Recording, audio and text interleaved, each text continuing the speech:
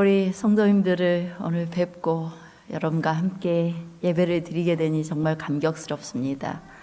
그런데 또 9시 반까지 오시려니까 아침부터 많이 분주하셨지요. 그러나 분주하게 주님의 전을 찾은 여러분들에게 우리 하늘의 큰 은혜가 임하시고 또 이 성전에서 예배 드리시는 큰 복이 여러분들에게 가득하시기를 간절히 바라겠습니다. 제가 수년 전에 울릉도에 간 적이 있습니다. 이게 울릉도 바다입니다. 화면에 보이는 게. 근데 새벽 3시에 일어나서 야간 산행을 했어요. 둘레길을 쭉 끊임없이 걷고 또 걸었습니다. 근데 울릉도에서 그렇게 길을 걷다가 가장 인상적인 곳은 트레킹 코스 중에 잠시 쉬어갔던 정매화골에 있는 쉼터였어요. 네. 이곳에서 잠시 저희가 새벽부터의 그 길을 걷다가 이곳에서 쉬게 되었는데요. 이곳에는 1962년부터 1981년까지 이효영 씨라는 분이 3남매와 함께 정착해서 살고 있었습니다. 근데 그곳은 사람들이 많이 살던 어떤 곳에서 또 다른 마을로 지나가는 중간 지점에 있었는데요. 당시에는 이 울릉도의 교통도 이런 게 다 좋지 않기 때문에 걸어서 이 섬을 왕래하던 시절이었다고 해요. 그러다 보니까 폭설이 있거나 폭우가 있으면 사람들은 자주 조난을 당했다고 합니다. 그래서 이효용 씨 부부가 이 지역에 살면서 조난을 당한 한 300명 이상의 사람들을 다 구해줬다는 거예요. 그래서 울릉구는 이제 울릉도 개척 100주년을 맞이해서 이효용 씨에게 이렇게 선행 군민으로 표창을 하기도 했습니다. 이제 그 자리에서 저희 일행들은 이제 두 아주머니와 또 한 아저씨가 평상에 앉아서 점심 식사를 드시던 중에 우리도 같이 식사를 하게 되었어요. 우리가 싸가지고 간 과일과 빵 이런 것들을 드렸더니 그분들이 너무너무 좋아하셔요. 울릉도는 빵집이 없어요. 그 당시에는 빵집이 없어서 과일하고 빵이라면 최고라는 거예요. 근데 그것들을 우리가 나눠드리니까 또 그분들도 우리에게 뭔가를 나눠주시고 하면서 정말 이 새벽부터의 모든 산행이 이곳에서 충분한 쉼을 갖고 또 다시 마무리를 하게 되었습니다. 그 옆에는 시원한 약수가 있었어요. 그것이 무척이나 아름다웠고 또 얽힌 이라도 너무 아름다워서 정말 아주 편안하고 즐거운 마음으로 이제 피로를 씻을 수 있었습니다. 원래 우리 교회가 봉두리교회가 계획했던 대로라면 오늘 지금 이 자리에 누가 서 계셔야 되냐면 여수요양병원장 이학봉 목사님 서 계셔야 됩니다. 우리가 이번 주는 건강 전도회를 아주 열심히 하고 그리고 이제 강사님의 말씀을 듣고 있어야 되는 이 시간인데요. 우리는 2달 만에 겨우 대면 예배를 회복하여서 이렇게 그것도 1, 2부로 이렇게 예배만을 드리는 시간을 갖게 되었습니다.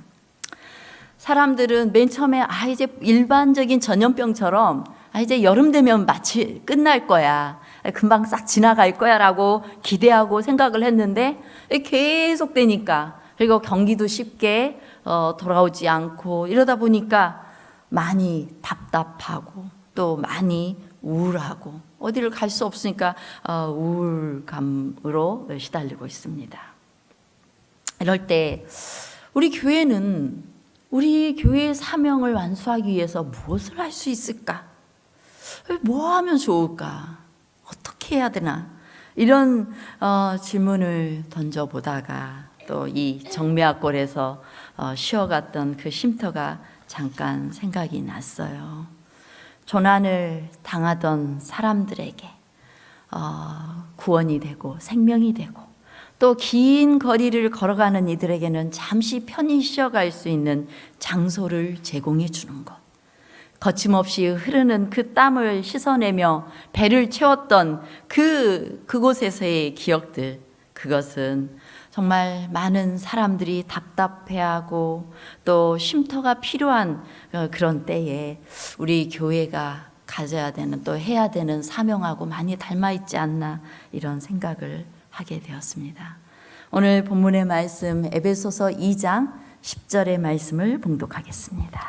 우리는 그가 만드신 바라 그리스도 예수 안에서 선한 일을 위하여 지으심을 받은 자니 이 일은 하나님이 전에 예비하사 우리로 그 가운데서 행하게 하려 하심이니라.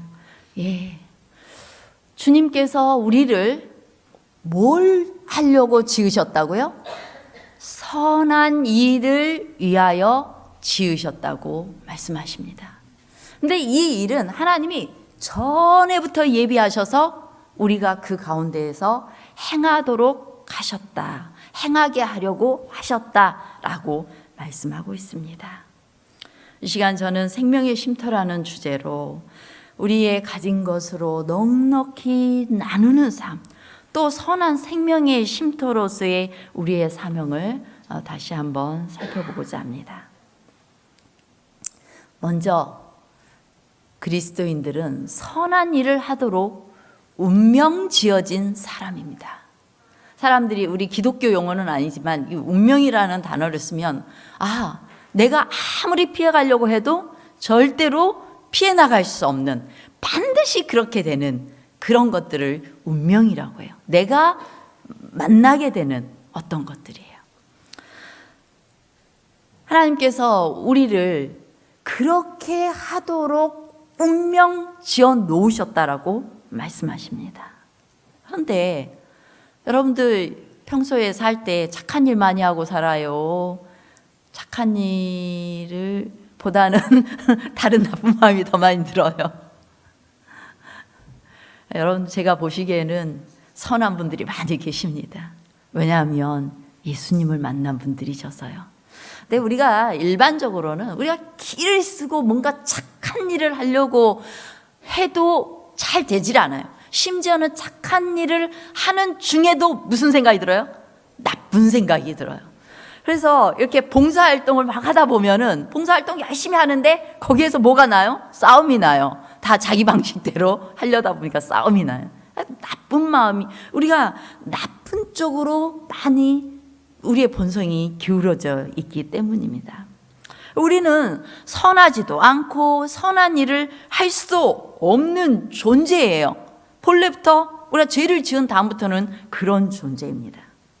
우리에게 주신 이 선한 일을 위하여 지으심을 받았다라는 이 우리에게 주신 이 사명하고는 너무 우리 마음에서 동떨어져 있고, 그리고 때로는 별로 관심이 안 가져요. 여러분, 가만히 생각해 보십시오. 내가 예수님의 사랑을 깊게 만나기 이전에 내가 선한 일에 얼마만큼 관심을 가졌는가? 우리는 보통 이런 마음은 들어요. 나도 착하게 살고 싶다. 쟤는 참 착해. 나도 착하게 살고 싶다. 이런 마음은 가져요. 그런데 실제 생활에서 그 착한 일을 하려고 하는 상황이 되었을 때 좀 이 선한 일에 좀 동참해 주시겠어요? 내가 일이 많아가지고 지금 이것도 있고, 핑계가 엄청 많이 이렇게 생각이 나요. 바로 우리의 마음이 그 일보다는 다른 쪽에 의미를 두기 때문에. 이게 바로 우리의 상태인 것입니다. 그런데 주님께서 이런 우리들을 뭘 믿고 너희 세상의 빛이야, 그리고 사람들이 너희 착한 행실 보고 나에게 영광 돌리게 해라고 이 마태복음 5장 14절로 16절에서 말씀하고 있어요. 도대체 우리의 어떤 부분을 보고 우리가 착한 마음으로 살려고 하는데 잘 되지 않는 우리가 너무나 죄스럽고 정말 이 마음에 죄책감을 가득 갖게 되는데, 우리의 무엇을 보고 하나님께서 너 세상의 빛이야, 너희 착한 행실을 보고 내가 영광 받기를 원해, 너희에게 내 이름을 두었어라고 말씀하실까요? 선하지 않은 사람이 선하게 되려면 우리의 의지와 우리의 애정과 우리의 목적이 변화할 때에만 가능한 것입니다. 제가 고등학교 시절에 정말 깡패 같은 여자친구가 있었어요. 선생님이 뭐라고 하면 기분 나빠가지고 책상 엎어버리고 이런 친구였어요. 정말 같은 친구 입장에서도 너무너무 무서웠어요. 그런데 그 친구가 어느 날 예수님을 구주로 받아들이고 예수님을 믿기로 작정을 한 겁니다. 그리고 저에게 도움을 요청했어요. 내가 예수님을 잘 믿고 공부도 열심히 해보고 싶은데 좀 도와달라고 이야기를 했어요. 그래서 한동안 이제 그 친구를 도와주려고 노력했었는데요. 정말 놀라웠어요. 예수님이 그 안에 들어가니까 그의 삶이 바뀌는 것입니다. 그의 의지가 예수님께 드려지는 거예요. 그의 애정이 예수님께 드려지니까 가능했던 것입니다. 그럴 때 하나님께서는 우리를 거기에 가장 적합한 상태로 만드셔서 그 일을 하시는 것입니다. 여기 주님께서 우리 본문에서 만드신 바라는 단어가 나오는데요. 만드시는 바. 우리는 그가 만드신 바라. 그가 만드신 바라. 그리스도 예수 안에서 선한 일을 위하여 지으심을 받은 자니. 이 만드신 바, 이 단어는 만들어진, 이루어진 것이라는 의미를 가지고 있는데 이것은 맨 처음 창조 때에도 의미할 수 있지만은 여기에서 좀 더 가리키는 것은 재창조의 의미를 더 많이 가지고 있습니다. 제가 어제 저녁에 말씀으로 살펴봤는데 우리가 거듭나는 과정이 어때요? 우리가 죄 가운데 태어난 사람들은 죄로 잉태되었기 때문에 선한 일을 할 수도 없고 하나님을 아버지라 부를 자격이 없는 사람들이었어요. 그러나 성령으로 잉태하신 예수님께서 우리에게 물과 침례를 통하여 물과 성령으로 다시 태어나게 하시고 성령으로 태어나게 하시고 그리고 하나님을 아버지라 부르는 하나님의 자녀로 완전히 재창조하신다고 어제 말씀을 드렸습니다. 주님께서 이 땅에 정말 죄로 망가져버린 우리를 다시 재창조하시고 이제 성령으로 잉태된 사람으로 완전히 재창조하고자 하셨어요. 바로 이 말씀이 너희들이 다시 하나님이 만드셨다. 너희의 선한 일을 위하여 만드셨다라고 말씀하고 있는 것입니다. 하나님의 재창조 사역은 예수 그리스도 안에서 성취되었고 그 목적은 선한 일을 위한 것이었습니다. 그러므로 거듭난 사람에 의해서 선한 일이 이루어지고 또한 예수님을 증거하는 귀한 특권과 의무가 이행되어지는 것입니다. 그것에 대한 사도행적에 있는 말씀을 읽겠습니다. 참 그리스도인은 위험과 공군 가운데 있는 영혼을 경고하거나 돌보지 않은 채 버려두지 않을 것이다. 그는 과오를 범한 사람들을 멀리하고 그들이 더욱더 불행과 낙담에 빠지거나 사단의 전쟁 마당에서 쓰러지도록 내버려두지 않을 것이다. 마음속에 있는 그리스도의 사랑은 강권하는 능력으로서 사람들로 하여금 대화에 있어서 부드럽고 동정 있는 정신으로 저희가 교제하는 사람들의 생애를 향상시킴으로 그리스도를 드러내게 한다. 네. 혹 여러분 마음속에 예수님의 사랑 때문에 지나가는 사람을 보면 불쌍하고 내 곁에 예수님을 모르는 사람을 보면 불쌍하고 정말 그들에게 동정의 마음이 생겨서 그들을 부드러운 말로 예수님께 이끌고자 하는 마음이 계십니까? 예, 그 다음 말씀입니다. 그들의 일에 성공하는 그리스도인 일꾼들은 그리스도를 알아야 하며 그리스도를 알기 위해서는 그분의 사랑을 알아야 한다. 하나님께서는 일꾼으로서의 그들의 적합성을 그리스도께서 사랑하신 것처럼 사랑하고 그분께서 일하신 것처럼 일하는 능력으로 측정하신다. 예, 우리가 그리스도의 정말 예수님 쓰시기에 너무너무 좋은 일꾼으로 측정되어지는 것은 예수님처럼 사랑하고 예수님처럼 일하는 능력. 딴 게 아니에요. 그냥 어떻게 하면 예수님의 마음을 가질까? 어떻게 하면 예수님의 말을 흉내낼 수 있을까? 어떻게 하면 예수님의 그 사랑의 마음을 가지고 저 사람들을 사랑할 수 있을까?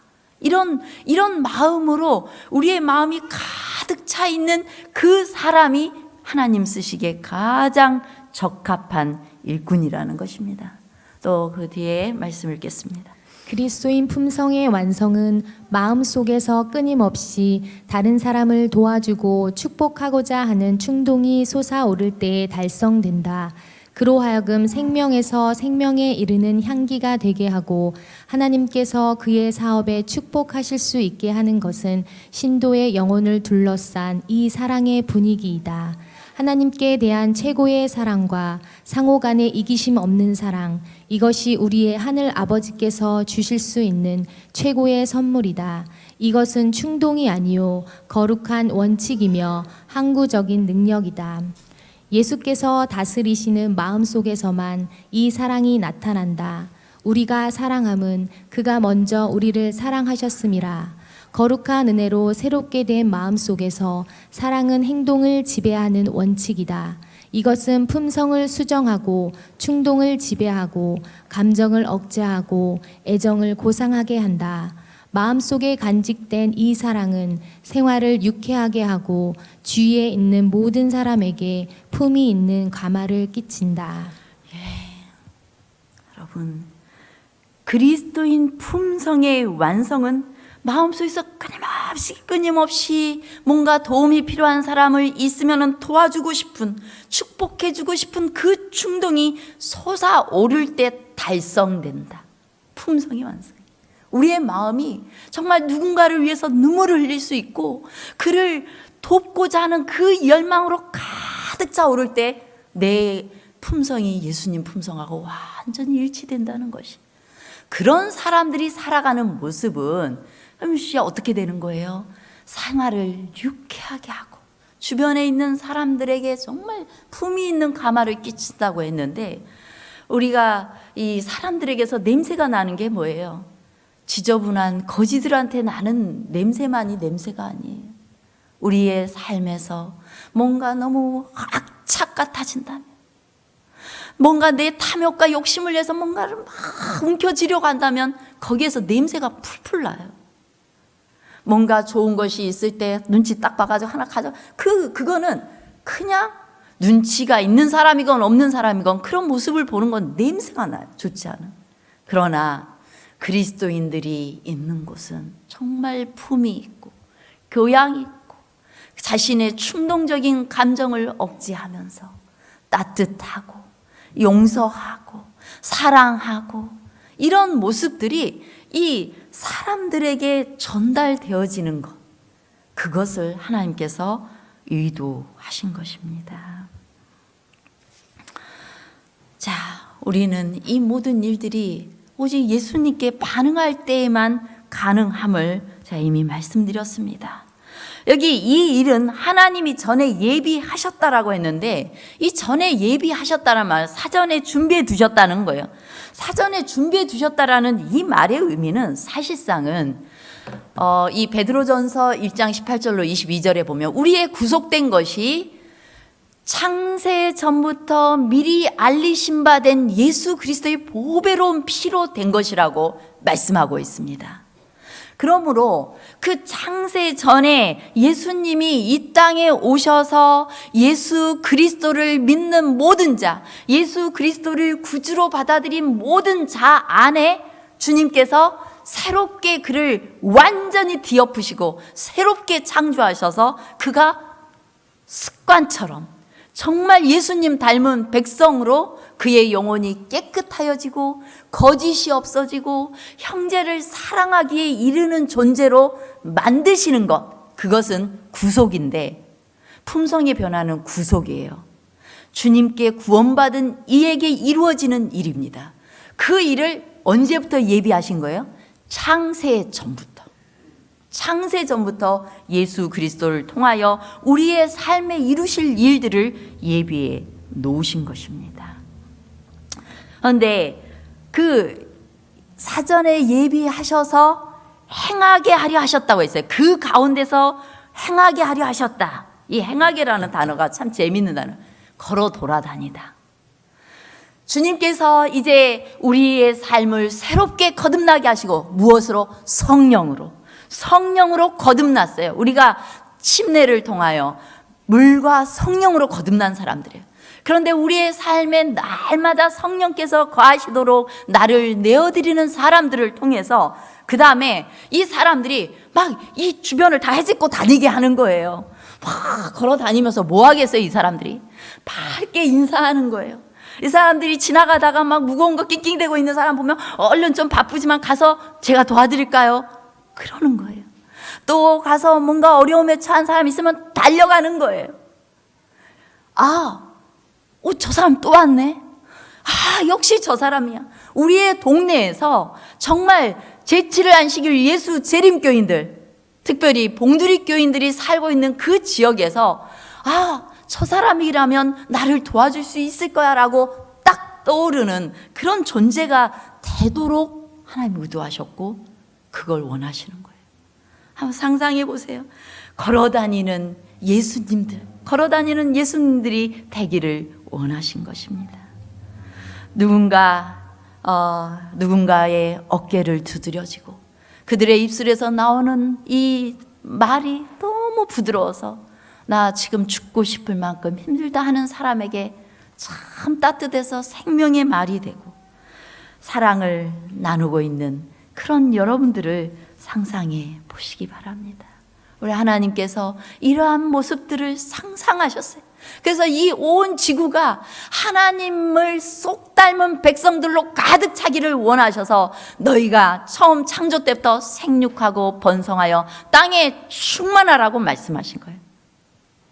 하나님 쏙 닮은 존재들, 하나님의 사랑과 하나님의 정신으로 물든 사람들이 이 세상을 가득 채우기를 원하셨던 거예요. 그것을 사단은 방해했지만 하나님께서 창세 전부터 다시 언약을 세우시고 그리스도를 통하여 우리를 재창조하셔서 그 일을 이루고자 하셨던 것입니다. 그 일이 우리가 쉽게 되어지지는 않지만 주님께서 우리에게 다 구하라고 했어요. 하나님, 내가 너무나 악합니다. 하나님, 제가 너무 악해서 이 일이 내 마음은 원이지만 되지 않습니다. 주여, 제 안에 들어와 주시옵소서. 주님께서 그 역사를 이루시고 이 사랑 없는 메마른 저에게 사랑을 주십시오. 말을 함부로 하는 저에게 하나님, 누군가가 상처받지 않고 생명을 얻을 수 있도록 하늘의 말을 주십시오. 간구하면 반드시 어떻게 하신다고요? 들어주신다. 반드시 주시겠다고 약속하신 것입니다. 그렇게 자기를 깨끗하게 드리는 사람들은 선한 일에 준비함이 되도록 하나님께서 약속하고 계시는 것입니다. 에베소서에 있는 말씀도 에베소서 2장 1절로 7절에 있는 말씀도 마찬가지입니다. 허물과 죄로 죽었던 너희를 주님께서 살리셨도다. 이제 너희가 본래는 진노의 자녀이긴 했으나 긍휼이 풍성하신 하나님께서 그분의 사랑 때문에 우리를 살리셨고 그 은혜의 지극히 풍성함을 우리 모든 세대에 나타내려고 하셨다라고 말합니다. 여러분 인생에 정말 사랑의 빚을 크게 지어준 사람이 있습니까? 그런 분이 한 분쯤은 있을 것 같아요. 내가 정말 죽을 만큼 힘들었는데 그 사람 때문에 살게 되었거나 그 사람의 그 큰 친절 때문에 내가 모면했던 그런 일들, 상대방이 무의식적으로 했는데 그런 일들이 여러분의 삶에 있을 거예요. 저는 몇 번의 그런 경험들이 있습니다. 제가 참 사랑의 빚을 진 분 중에는 그 중에 한 분이 누구냐면 그 남대욱 교수님이랑 한상경 박사님이에요. 이분들은 한상경 박사님은 저를 깊게는 잘 몰라요. 그런데 어느 날 제가 아주 이 대학 시절에 낑낑대고 이게 무거운 짐을 들고 가는데 우리 남 목사님이 저쪽으로 걸어가는데 내가 좀 들어줄까? 그래요. 얼마나 어려워요, 학생이. 괜찮다고 하는데 기어이 그걸 들어서 옮겨주시는 거예요. 그리고 제가 어느 날 내가 이 목회를 계속 할 수 있을까라는 깊은 그 고민에 빠졌을 때 우연히 지나가는 말로 우리 남 교수님께서 후배들이 자네를 보고 있네 하면서 막 딱 이렇게 격려를 해주시는 거예요. 교수님은 인식하셨을지 모르지만 저는 그것이 제 평생의 이 목회를 붙드는 그 시간이 되었던 거예요. 그리고 그렇게 따뜻하게 그 제가 바라보기도 힘든 분이 그것을 들어주고 이런 과정을 통해서 내가 어떤 자세와 어떤 마음으로 살아야 될까에 대한 생각을 한 거예요. 오늘날 한상효 교수님이 제가 학생전사 나가던 교회 주말 부흥회를 했어요. 그런데 저를 이제 삼육대학까지 태워다 주시는데 그곳을 정문 지나가면 돼요. 정문까지만 태워다 줘도 엄청 고맙잖아요. 그런데 저한테 조심스럽게 묻는 거예요. 혹시 자네 내가 저 기숙사 안에까지 태워다 줘도 되겠나? 이렇게 묻는 거예요. 왜냐하면 혹시 연애라도 하고 있으면 누군가를 만날 수도 있으니까 배려하는 거예요. 무슨 약속이 없다면 내가 끝까지 태워다 주겠다고. 그래서 일부러 기숙사 안에까지 들어가서 이렇게 돌아서 가셨어요. 저는 그거 굉장히 인상적이었어요. 누군가에게 뭔가 봉사를 하거나 선한 일을 할 때에는 이왕 하는 거 끝까지 해야 되겠구나. 이런 생각이 그때 있었어요. 지금도 잘 되지는 않지만은 지금도 정말 최선을 다해서 끝까지 뭔가를 하려고 노력해요. 정말 바쁜 일 아니면은 끝까지 그분을 그 집 앞까지 데려다 주려고 노력을 해요. 제가 이것은 아주 제 인생에 제가 목회하는 자, 예수님의 종으로서, 하나님의 종으로서 목회하는 자세에서 대단히 중요한 부분이라고 전 스스로 생각하고 있어요. 그리고 이것이 우리 모든 성도들의 삶에 그렇게 함께 이루어지기를 꿈꿉니다. 바로 우리 예수님께서 그러한 사랑의 빚을 지니까 제가 평생 그 사랑의 빚이거든요. 나도 남에게 이렇게 해야지. 예수님께서 우리에게 보여주신 그 엄청난 사랑 앞에서 우리가 남에게 뭔가를 해줄 때는 예수님 앞에 서야 되는 거예요. 내가 얼만큼 빚진 자인지를 알 때, 그 다음에 그에게 마땅한 친절을 베풀 수가 있는 것입니다. 가려 뽑은 기별에 있는 말씀입니다.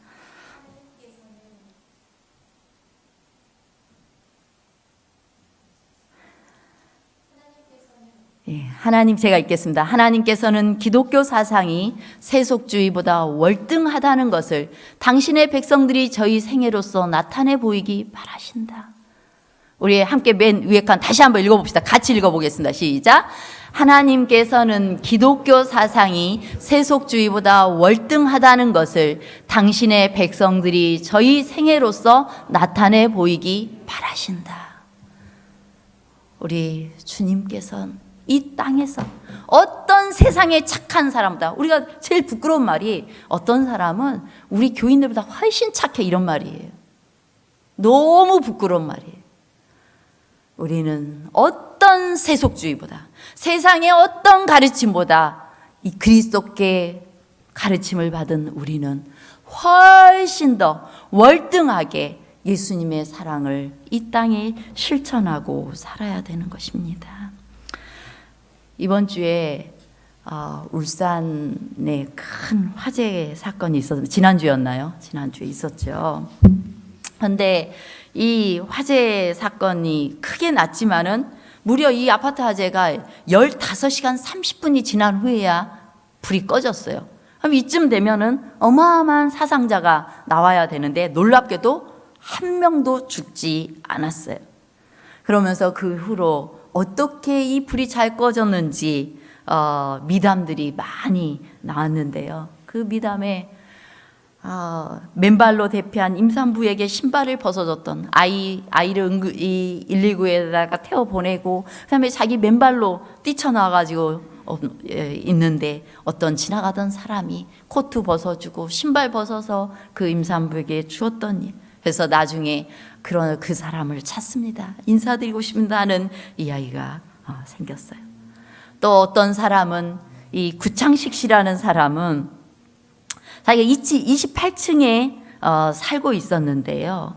그가 이제 식구 3명과 함께 겨우 집 밖으로 나와서 테라스에 설치된 피난 대피소에 몸을 피했는데 29층 바로 2층에서 갓난아이와 함께 살려주세요 하는 임산부의 목소리를 듣게 된 겁니다. 이 가족은 망설임 없이 이 피난 대피소에서 되돌아서서 사다리 타고 올라가서 창틀을 부수고 그 아이와 엄마를 구했어요. 그리고 30층에 다다를 때까지 그 구조는 계속돼 가지고 이 33층 창틀에 붙어 숨만 쉬고 있던 일가족 3명까지 소방관에게 긴급 구조를 요청하기도 해서 이 주민 구조를 나선 지 3시간 만에 그가 1층으로 내려온 거예요. 이게 쉬운 일이 아니에요. 그러므로 많은 사람이 살 수 있었습니다. 또 소방관이 이 임산부가 이 엄마가 갓난아기를 데리고 이제 막 내려오는데 막 지쳐 있으니까 이 연기에 뭐에 지쳐 있으니까 이 소방관이 그 아이를 들고 막 계단을 22층에서부터 내려왔는데 2분 만에 내려온 거예요. 그게 가능해요? 예. 그리고 화재가 맞춰지는 정리되는 그 과정에서 외제차 매장이 이 소방관 휴식처로 이렇게 쫙 제공을 해서 소방관이 쉴 수 있는 자리를 만들고 그리고 소방관들에게 국밥을 제공하는 이런 아름다운 일들이 있었어요. 그리고 이 긴박했던 주민들의 생존 메시지가 이렇게 있는데요. 뭐 연기로 인해서 누가 고생하고 있습니다. 몇 호에 뭐가 문제입니다. 이런 것들이 다 모아져서 한 명의 사상자도 내지 않은 것입니다. 우리는 다음 주에 우리 직원회에서 지난주에 결의를 했어요. 갑작스럽게 우리가 이 코로나 상황에서 정말 무엇도 하지 못하고 지나갈 것인가 고민하면서 이 합회에서 온라인으로 하는 이 건강 전도회를 하도록 할 교회는 신청하라고 제안을 했고 직원회에서 우리 함께 참여하자라고 결의를 했습니다. 그래서 이제 저희 교회는 온라인과 오프라인으로 이 전도회를 할 거예요. 여러분들이 시간이 안 되시는 분들은 다 온라인으로 이렇게 누군가에게 맡기기도 하고 이제 그것에 대해서 구체적으로 선교회장님과 또 이상현 목사님과 함께 의논을 하게 될 건데요. 그렇게 할 것이고 그 다음에 꼭 구도자와의 만남이 필요한 경우에는 이 교회에 한 장을 열어서 만남을 가지고 이룰 수 있는 이 건강 전도회를 계획했습니다. 코로나 기간에도 생명을 살리는 일은 계속되어야 합니다. 문자 하나, 나도 모르고 구출되겠거니 이렇게 아니라 몇 호에 누구 있습니다. 몇 호에 누구 있습니다. 누구 좀 살려주세요. 이런 모든 문자들이 모아져서 단 한 명의 사상자도 내지 않은 것처럼 우리가 이 코로나 기간이어서 서로 만나고 식사하고 이러기에는 무리가 있지만 그러나 우리 주변에 있는 누구를 위한 하나님께 기도하는 거예요. 그를 위해 하나님께 문자 보내는 거예요. 그를 구원해 주세요. 기도하고 또 기도하는 것입니다. 그리고 이 건강 세미나를 통하여 우리와 접촉할 길을 만들어내시고 하나님께서 그를 구원하시도록 노력하는 것입니다. 이것이 우리가 할 수 있는 일입니다. 여러분 이 코로나 기간에 개신교에 대한 욕은 더 많이 늘어났습니다. 그러나 이러한 때에 더 많이 사랑하고 더 많이 우리 주님의 그 진리를 증거할 수 있는 길을 마련해 주시도록 우리가 기도할 필요가 있습니다. 뭐라도 해야 되지 않겠습니까? 사람을 살리는 일을 무언가 해야 되지 않겠습니까? 저와 여러분들이 이제 얼마 남지 않았어요. 11월 첫 주인데요. 그동안 여러분들이 꼭 하나님께 인도하기를 원하는 영혼을 위해서 기도하시고 그리고 그를 어떻게 주님께 인도할 것인지 기도하시기 바랍니다. 제가 이번 주에 어느 날 원양숙 집사님한테 전화 받았어요. 목사님, 계란 좀 갖고 오세요. 뭐였냐면 그 이웃에 혼자 사시는 분이 있는데 그분이 달마다 유정란을 하나씩 사 먹는데 한 개에 1,000원씩 주고 사 먹었다는 거예요. 그러면서 얼른 이 사람을가 접촉할 수 있는 길을 알고 그 사람을 한번 더드림센터로 와서 구경 가자 하고 모셔오더니 그 다음 날에는 계란 가져와서 얼른 또 계란 가지고 갔어요. 너무 개인적으로 감사했습니다. 이러한 일들이 그 끝이 결과가 어떻든지 간에 우리가 하나님께 계속 문자 보내는 거예요. 문자 보내고 뭔가 그를 구원하기 위하여 뭔가 하는 것입니다. 그럴 때 주님께서 그 선한 일을 이루어 주실 것을 믿습니다. 저와 여러분들을 통하여 이 기간에 하나님께서 놀랍게 역사하시고 영혼들이 구원받는 시간 되시기를 간절히 바라겠습니다.